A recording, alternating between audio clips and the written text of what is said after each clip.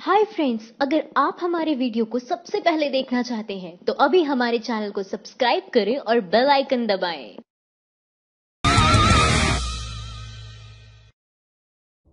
12 वर्षीय बच्ची की हत्या के आरोपी को नीतीश ने बनाया डीजीपी। पिता बोले न्याय की उम्मीद अब खत्म हो गई है। अपराधी को पता होना चाहिए कि अपराध करने के बाद उसे भुगतना होगा। ये बयान है बिहार के नए डीजीपी गुप्तेश्वर पांडे का, जिनको हाल ही में बिहार की नीतीश सरकार ने राज्य की कानून व्यवस्था की जिम्मेदारी सौंपी है। हैरानी की बात यह भी है कि साल 2012 में एक बच्ची का अपहरण करने के मामले में सीबीआई उनसे साल पूछताछ कर चुकी है और अब यही शख्स बिहार के गुंडागर्दी खत्म करने कस्में खा रहा है। विवादित डीजीपी की नियुक्ति पर विपक्षियों ने निशाना साधना शुरू किया है। राजद नेता तेजस्वी यादव ने इसे नीतीश छाप बेशर्मी भरा सुशासन करार दिया है। एएमयू में जबरन घुसकर गोदी मीडिया छात्रों को आतंकी बता रहा है। क्या यही है मोदी का न्यू इंडिया? पंखुड़ी पाठक। बीजेपी सांसद राजीव चंद्रशेखर के समावित्व वाले न्यूज चैनल रिपब्लिक टीवी द्वारा अलीगढ़ मुस्लिम यूनिवर्सिटी को कथित तौर पर आतंकियों की यूनिवर्सिटी बताए जाने को लेकर सोशल मीडिया पर प्रतिक्रियाओं का दौर जारी है। अब समाजवादी पार्टी की पूर्व प्रवक्ता पंखुड़ी पाठक ने इस पर तेज ऐतराज जताते हुए मीडिया और सरकार पर निशाना साधा है। बीजेपी नेता सुब्रमण्यम स्वामी का कबूलनामा। मीडिया में हमारे चमचे बहुत हैं, हम उनसे कुछ भी कहलवा सकते हैं। पिछले 5 साल से देश का मीडिया जिस रंग में रंगा हुआ है वो ये बताने के लिए काफी है कि मीडिया का झुकाव इन 5 सालों में देश के असल मुद्दों की ओर कम और बीजेपी और नरेंद्र मोदी की ओर ज्यादा रहा है। हालांकि ये बात ना तो मीडिया मानती है और ना ही बीजेपी, लेकिन अब बीजेपी नेता खुलकर कहने लगी है कि मीडिया उनके खिलाफ नहीं बोलती है क्योंकि मीडिया में उनके बहुत सारे चमचे हैं। द हिंदू का एक और बड़ा खुलासा। राफेल डील से चंद दिन पहले हटाया गया एंटी करप्शन क्लॉज देश से क्या छुपाना चाहते थे मोदी? अंग्रेजी अखबार द हिंदू ने राफेल पर एक नया खुलासा किया है। अखबार ने उसके पास मौजूद दस्तावेजों के हवाले से ये दावा किया है कि भ्रष्टाचार खत्म करने का दावा करने वाली सरकार ने राफेल डील साइन होने के कुछ दिन पहले डील से एंटी करप्शन क्लॉज को हटाया था। अखबार का दावा है कि सरकार ने डील से भ्रष्टाचार विरोधी जुर्माने का प्रावधान डील साइन होने के कुछ दिन पहले ही हटा दिया था। अखबार ने मौजूद दस्तावेजों के हवाले से कहा है कि फ्रांस के साथ हुए राफेल सौदे में हाई लेवल की दखलंदाजी की गई थी। द हिंदू के नए खुलासे पर बोले राहुल, चौकीदार ने खुद दरवाजे खोले ताकि अंबानी आईएएफ के 30,000 करोड़ चोरी कर सके। अंग्रेजी अखबार द हिंदू ने राफेल पर एक नया खुलासा किया है। अखबार ने उसके पास मौजूद दस्तावेजों के हवाले से ये दावा किया है कि भ्रष्टाचार खत्म करने का दावा करने वाली सरकार ने राफेल डील साइन होने के कुछ दिन पहले डील से एंटी करप्शन क्लॉज को हटाया था। अखबार का दावा है कि सरकार ने डील से भ्रष्टाचार विरोधी जुर्माने का प्रावधान डील साइन होने के कुछ दिन पहले ही हटा दिया था। अंबानी को 10 दिन पहले राफेल की गोपनीय जानकारी देने के लिए मोदी को जेल होनी चाहिए। राहुल। राफेल डील में एक सीक्रेट ईमेल सामने आने के बाद कांग्रेस अध्यक्ष राहुल गांधी ने प्रेस कॉन्फ्रेंस कर प्रधानमंत्री नरेंद्र मोदी पर जमकर हमला बोला।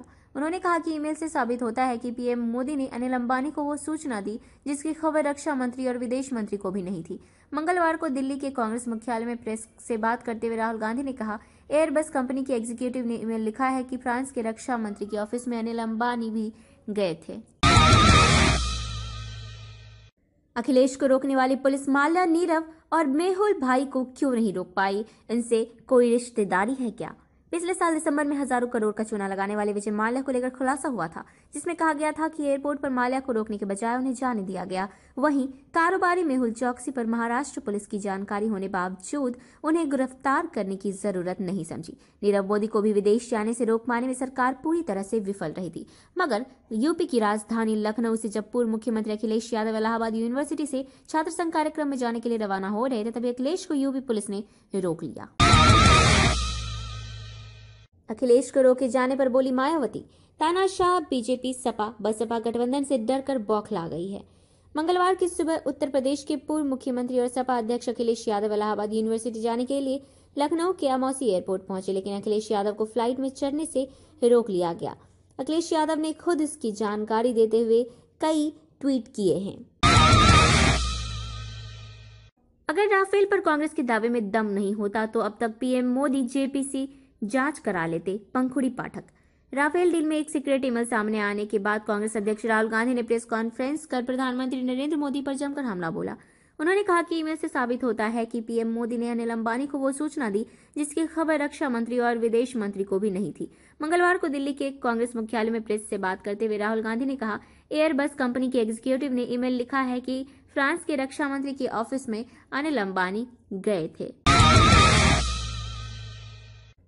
अमित शाह राफेल से जुड़ी फाइलों को ठिकाने लगाने सीएम पर्रिकर के घर पहुंचे थे। कांग्रेस गोवा कांग्रेस के प्रवक्ता जितेंद्र देशप्रभु ने राफेल को लेकर बीजेपी अध्यक्ष अमित शाह पर बड़ा आरोप लगाया है। उनका दावा है कि अमित शाह शनिवार को गोवा इसलिए आए थे ताकि वह सीएम पर्रिकर के बेडरूम से राफेल सौदे से जुड़ी फाइलें हासिल कर सके। मंगलवार को पार्टी के राज्य मुख्यालय में एक प्रेस कॉन्फ्रेंस के दौरान जितेंद्र देशप्रभु ने कहा, शाह का गोवा दौरा मुख्यमंत्री मनोहर पर्रिकर के घर से फाइलों को लेने के लिए था और फाइलें ले ली गई है।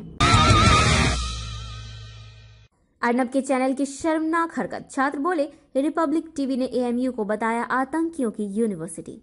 बीजेपी सांसद राजीव चंद्रशेखर के समावित्व वाला समाचार चैनल रिपब्लिक टीवी एक बार फिर चर्चा में है। इस पर चर्चा की वजह चैनल की अलीगढ़ मुस्लिम यूनिवर्सिटी में भड़काऊ रिपोर्टिंग की है। खबर है कि एएमयू में रिपोर्टिंग के दौरान चैनल की महिला एंकर के साथ छात्रों ने बदसलूकी की। इस खबर को देश के बड़े अखबार दैनिक जागरण ने अपने पोर्टल पर प्रकाशित किया है। अखबार ने लिखा, लोकसभा चुनाव से पहले अलीगढ़ मुस्लिम यूनिवर्सिटी सियासी अखाड़ा बनता जा रहा है। कर्नाटक, येदियुरप्पा के ऑडियो टेप की जांच होगी, स्पीकर ने एसआईटी के गठन का दिया आदेश। कर्नाटक विधानसभा के स्पीकर के रमेश कुमार ने मुख्यमंत्री एचडी कुमारस्वामी को विधायकों की खरीद फरोख्त वाले ऑडियो क्लिप की जांच के लिए एक विशेष जांच दल का गठन करने का निर्देश दिया है। स्पीकर ने जांच 15 दिनों के भीतर खत्म करके रिपोर्ट सौंपने के लिए कहा है। कांग्रेस के वरिष्ठ नेता मल्लिकार्जुन खड़गे स्पीकर के इस फैसले का स्वागत किए हैं। गडकरी का मोदी योगी पर निशाना, बोले अगर कोई जाति की बात करेगा तो मैं उसकी पिटाई कर दूंगा। हम जातिवाद में यकीन नहीं करते हैं। मुझे नहीं पता कि आपके यहाँ क्या है, लेकिन हमारे 5 जिलों में जातिवाद की कोई जगह नहीं है, क्योंकि मैंने सभी को चेतावनी दी हुई है। अगर कोई जाति की बात करेगा तो मैं उसकी पिटाई कर दूंगा। ये बयान है केंद्रीय मंत्री नितिन गडकरी का, जो पिछले दिनों कई ऐसे बयान देते हुए नजर आ रहे हैं जिससे बीजेपी की मुश्किलें खड़ी हो गई है।